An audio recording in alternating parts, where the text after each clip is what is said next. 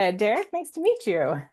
Um, you too. Can we get everyone's good to go? Everyone's back? All right. Hey, well, here's Kelli Whitecar. She's a director of talent acquisition at Publicis Health, has had quite an extensive career, and she's here to talk to us. First couple questions that I got for you. Give me 1 second.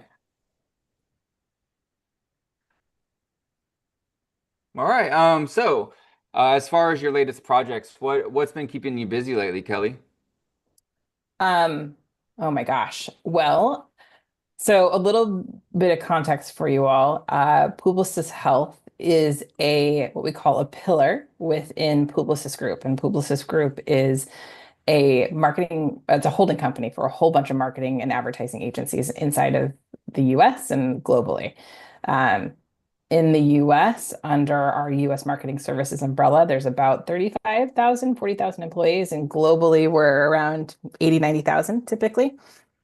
So what we do inside of the health pillar is all the pharmaceutical marketing. And so I lead talent acquisition for two of the pharmaceutical marketing agencies within Publicis Health. Those agencies are called Collab Creative and Digitas Health. Um, the Probably the biggest project that I've been working on is standing up the Collab business. So the Collab is a unique agency in the sense that it only has one client. And all this information is very publicly available, so I feel comfortable talking about it. The one client that Collab has is Pfizer. And in 2024, Pfizer made the decision to consolidate all of their creative agencies into Publicis Group and into Publicis Health. And so we had to create a brand new agency that was Collab to house all of that work and all of the people that we had to hire to get it off the ground. And in the last year, in the first 3 months of the organization, I think we hired 600 people in like 90 days. It was bananas. Holy smokes. That's a big project. It was a big project. It was a big project. And then, and since then, it's just kind of refining the agency operations and our ways of working and making sure that collectively that everybody knows what the left hand is doing and can support what the right hand is doing, and we can see everything from the creative development of new brand concepts, new commercials, new advertisement, all the way through from concepting through creation to production and where it gets placed from a media lens. Holy So smokes. That's a lot. it's a lot. It's a lot. So yeah, So, if you've seen any Pfizer drug advertised anywhere in the last year, it all came out of Collab. And that's one of the two agencies that I support talent acquisition for. wow. So what kind of positions are they actually looking for then? Like if that's the case, if they're still trying to hire, what would engage some of these guys here to Yeah, so to kind of take a step back and talk about the advertising and marketing world as a whole, right? The When you're talking about advertising agencies, um, and just so you all know, like my background, I did not come from the advertising and marketing world before going to work for Publicis Group. In fact, I live in Seattle. Um, my background was staffing for like tech startups and staffing design roles for tech startups, like UX designers and product designers and product managers and anything attached to like you want to develop an app, be it a mobile app or a web-based app or a whatever, like those are the roles I staff for. So coming into the advertising and marketing space, um, I learned that there's quite a bit of similarity in how these agencies are structured, and they all have similar roles.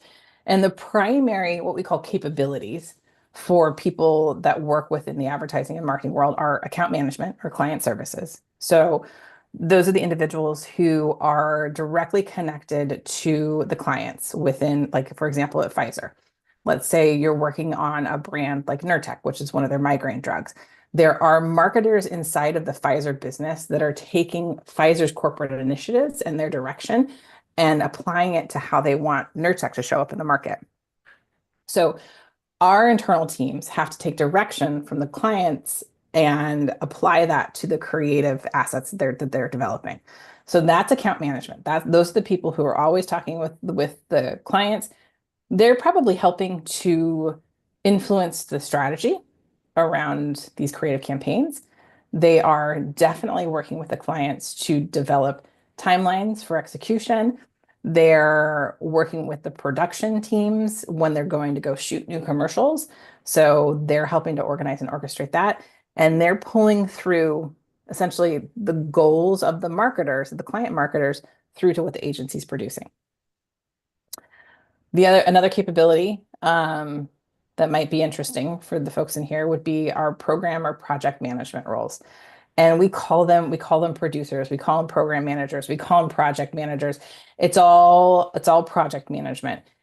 These are the individuals who, once the account management team has connected with the clients on what tactics they want to execute on, the project managers are in the back end, making sure that we have all the information we need to do that effectively, that we know how many people we need on the business to support it, that we have the allocations and the budgets to do so, that all of the tactics for the commercial that they're going to shoot has been pushed through to the production team, that they're that connective tissue between the account management team and the production side of the house to make sure that information flows effectively and that we have all of the data set up to function effectively and be financially okay as an organization. Wow, that's Um, really cool. yeah. Then we get into capabilities like creative. Like we have our art directors and we have our copywriters, and they're the people that are creating the content for the commercial campaigns. Um, we have a finance team inside of every single agency that's looking at all the numbers and all the dollars and making sure that everything lines up. We have a business management organization, which they have to, on the back end, make sure that whatever's uploaded into the client system is reflected on what the tactics are that we're going to execute on.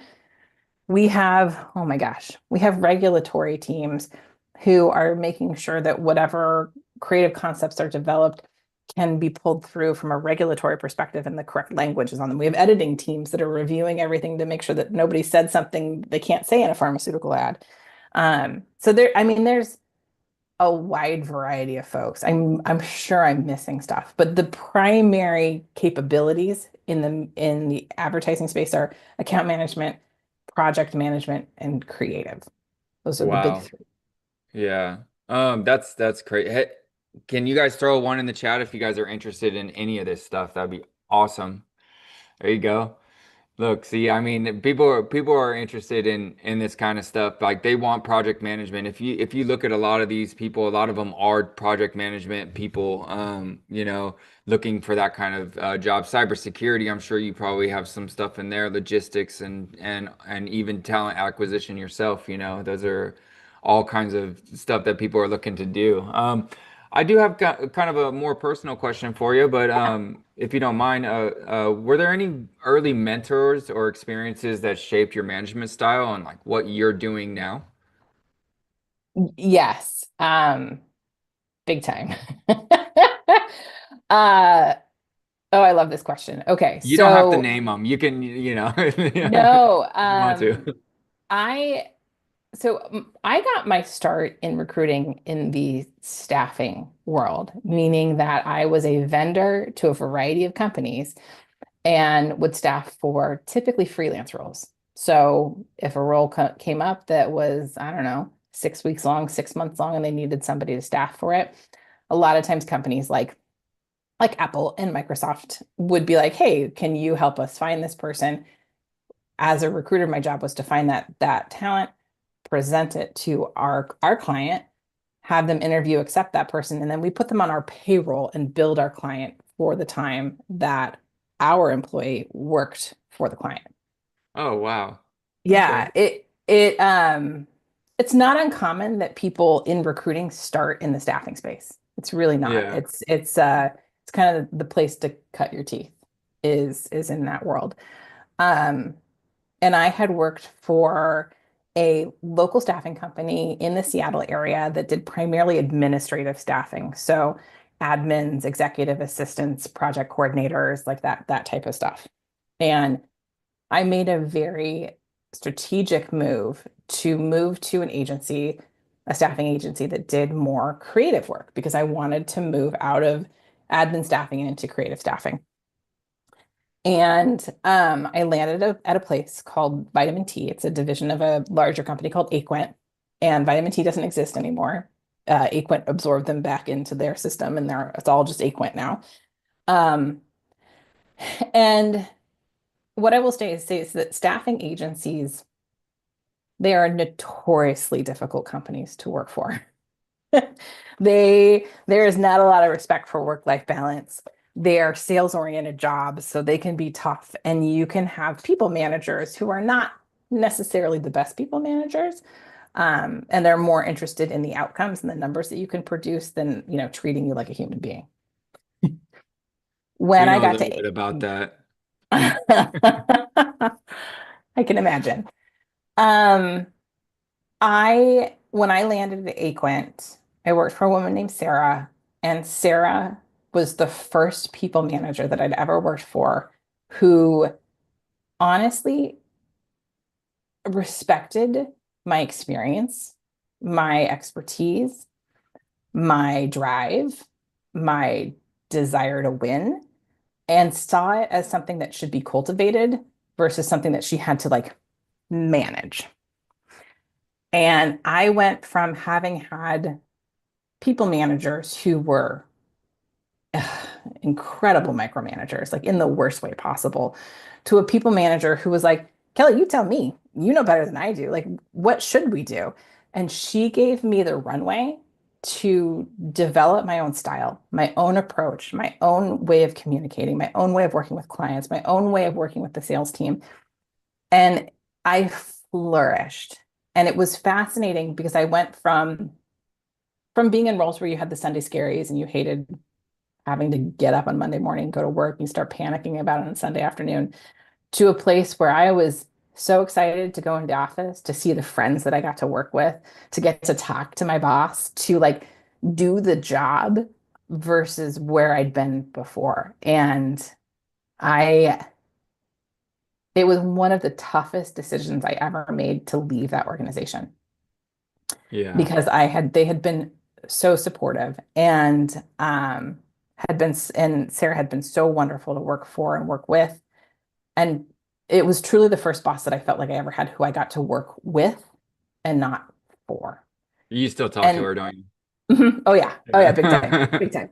Um, and she was a huge influence on my people management style because part of the reason why I left Aquent was because I wanted to get back into people management. I'd done that at the agency that I worked at prior. I had a large team, and working with Sarah, it brought to light so many things that I had done poorly in my first people leadership roles and that I wanted to do differently going forward. And so when I eventually landed with Publicis Group, um, I took a very different approach with the team that I was given. Like I didn't get to pick my team. They were here. Like I got dropped in and was like, here, you're now people leader for these folks who we all hired a couple months ago, but took a very different approach to functioning as a people leader at that stage than I had prior. And it was because I wanted to take a human first approach. I wanted to treat them as people,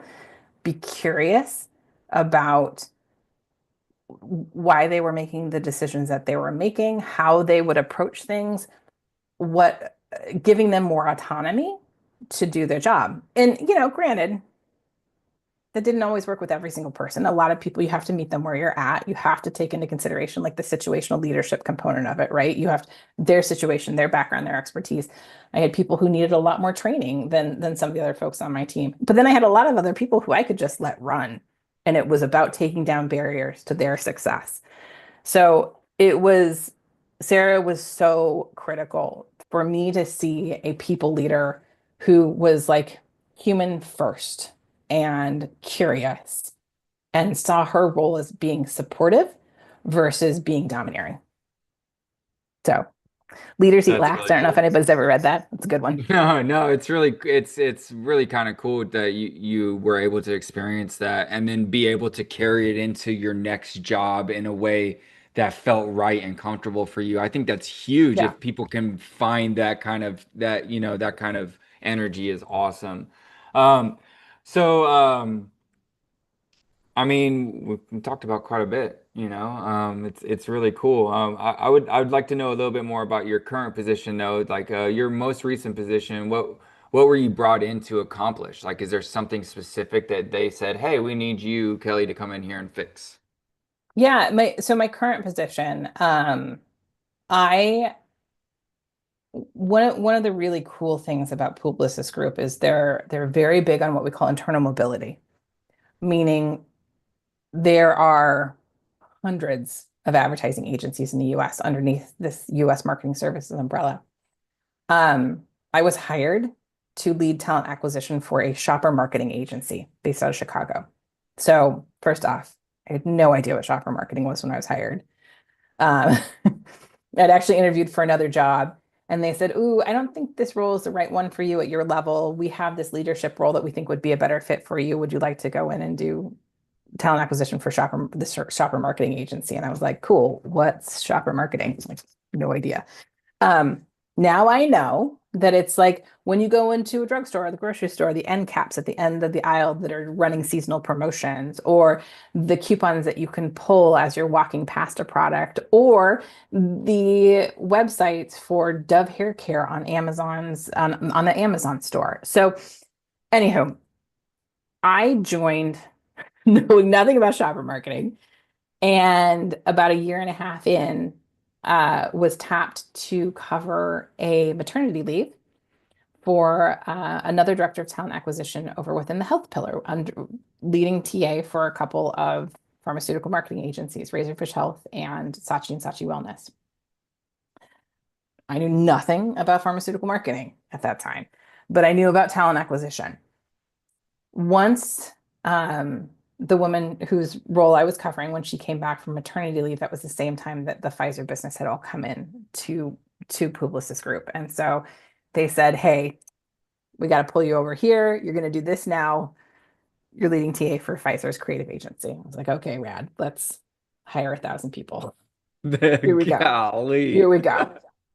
Um, since then, my we call it my our remit. My remit has expanded. So my job has expanded, and I just recently started leading talent acquisition for Digitas Health. Digitas Health is another one of the pharmaceutical marketing agencies within the health pillar, comparable in size to the Pfizer agency collab. But Digitas Health has a variety of clients across the pharmaceutical manufacturer spectrum. So they're working with people, they're working with like GSK, GlaxoSmithKline, AbbVie, Gilead, Johnson and Johnson. So variety, they don't have one client, they have multiple clients. Wow. Um, so I was tapped to step into that role primarily because of what I had been able to accomplish standing up the Pfizer agency. And I had worked really closely with my partners across human resources, resource management, and finance to build an agency from scratch. And so it was all about establishing ways of working, best practices, processes, and procedures that we could scale, that could be repeatable and we could do at scale. And part of why my remit expanded to move over to do both was because, or is because, I can take those learnings from what we did to stand up the Pfizer agency and apply them to another agency that needs some of that structure, that infrastructure in place for ways of working, for who takes on what role from a resource management lens, for or human resources lens, to talent acquisition lens, and finance. Where do all of those players come in and connect? And what is the infrastructure? How do we have conversations that are effective conversations so that There's consistency in the way that we're talking about roles, the way that we're opening positions, the way we're talking about compensation, the way we're talking about the return to office policy. So a lot of what I was able to build from scratch at CoLab, I'm now kind of revamping for Digitas Health. That's really cool. Wow. So you took all of that experience and now you're just applying it to your latest and greatest, huh? Yeah, right now. Yeah, Well, and that's getting good.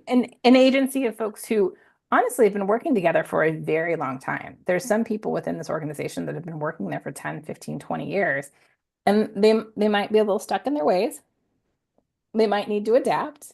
Yeah. And so apparently I'm the person that can help them do that. We'll see. Yeah. Yeah. Well, so It's been what about is 60 it? days, 90 days. So Yeah, yeah. What is it you're looking for from our academy and our student candidates? well, I'm super curious to learn more about the Skills Bridge program. I don't know anything about that. So from a talent acquisition lens, like I am super interested to know if anybody's leveraged that, what your experience was, what the outcomes were, that type of thing. I'm also super interested to learn transitioning from, your role in active duty military and into the private sector. What type of positions are you interested in?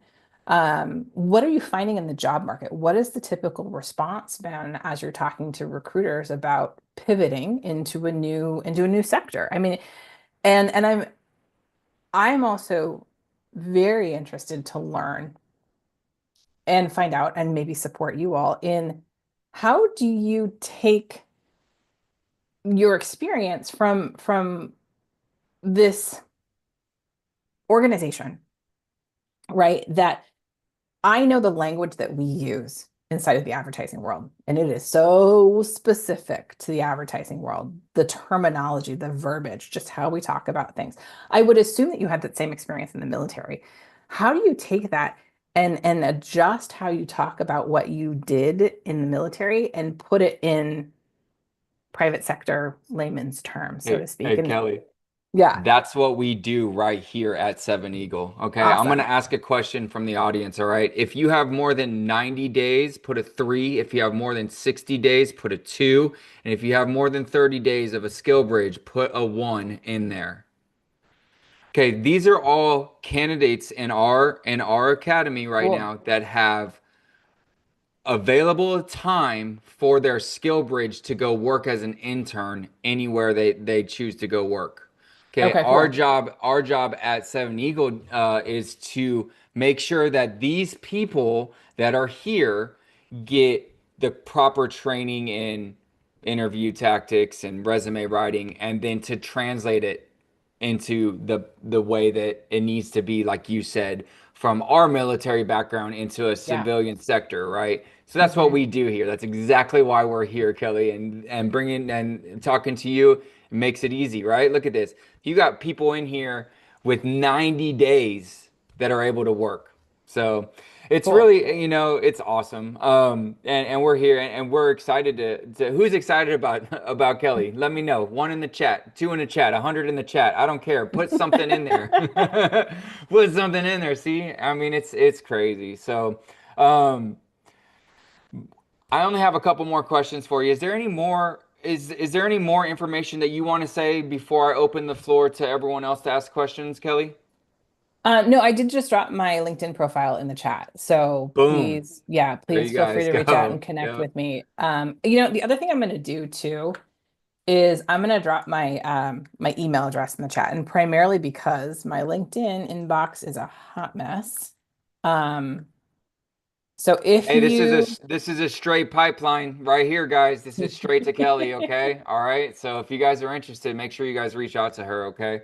Um, yeah, the it's other thing I want to do is I want to get I'm going to put the jobs link in the chat too, so that you okay. guys know where to go to look for roles. Because what I will say in all of this is that yes, reach out to me. What I'm going to do on my end is get you connected with a recruiter who would probably be the best match to the types of roles that you want to target. What Nice. is super helpful is is if you have looked at our careers page, and have potentially applied to a job already and have said like, cool, yep, I'm looking to transition into project management, into account management, into finance, into whatever it is, apply to those positions and then share with me when you share your resume, say, hey, like I applied to this role, I'm interested in these positions because that will help me identify which resource inside on my team is the best to get you connected with. And that's the red tape that we talk about in these big companies, just trying to get Mhm. through it and make sure that our candidates are able to find, meaningful employment.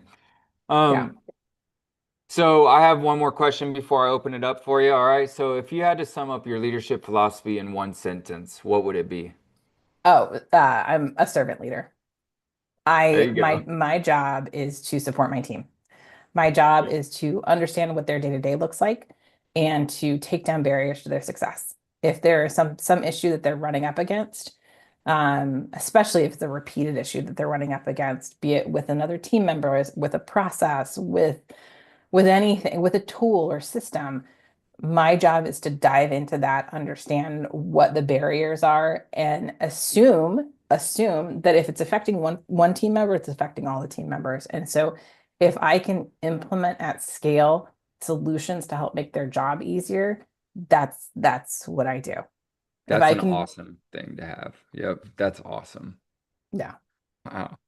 All right. Well, hey, does anyone have any questions for Kelli? Got one? Maybe two?